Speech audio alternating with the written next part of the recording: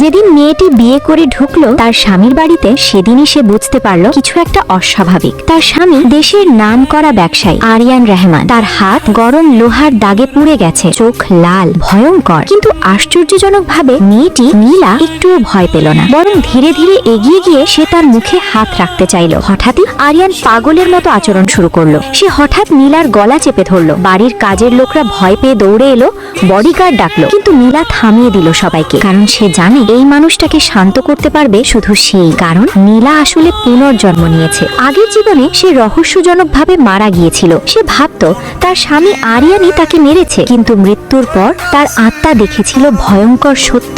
আরিয়ান তাকে ভালোবাসতো পাগলের মতো। তার মৃত্যুর রহস্য জানার জন্য সে একে একে সবাইকে খুঁজে বের করে। শেষে জানতে পারে আসল খুনি ছিল তার নিজের চাচা। প্রতিশোধ নিতে সে শুধু চাচাকেই না, তার পুরো পরিবার ধ্বংস করে দেয়। তারপর সবকিছু শেষ করে সে নীলার নিথর দেহকে বুকে জড়িয়ে বিস্ফোরণের মধ্যে ঝাঁপ দেয়। সেই মুহূর্তেই নীলা বুঝেছিল এই মানুষটা তাকে কতটা ভালোবাসে। তাই সে মনে মনে প্রতিজ্ঞা করেছিল, আর একবার সুযোগ পেলে আমি কখনো তাকে হতাশ করব না। হয়তো আল্লাহ তার কথা শুনেছিলেন, কারণ সে আবার ফিরে এলো সেই দিনটিতে যেদিন তার বিয়ে হয়েছিল আরিয়ানের সাথে। এবার সে জানে আরিয়ান অসুস্থ, তার মানসিক অবস্থা খুব খারাপ। দেশের সেরা ডাক্তাররাও ব্যর্থ, কিন্তু নীলা বলল আমি পারবো। সে যখন আরিয়ানের কাছে গেল, হঠাৎই আরিয়ান নিয়ন্ত্রণ হারিয়ে ফেলল। সবাই ভয় পেয়ে গেল। আর ঠিক তখন নীলা শক্ত করে জড়িয়ে ধরে একটা চুমু দিল। অবিশ্বাস্যভাবে আরিয়ান ধীরে ধীরে শান্ত হয়ে গেল। তার স্মৃতিগুলো যেন ফিরে আসতে লাগলো। এরপর থেকে নীলা ধীরে ধীরে আরিয়ানকে সুস্থ করতে থাকে। তার ভালোবাসা,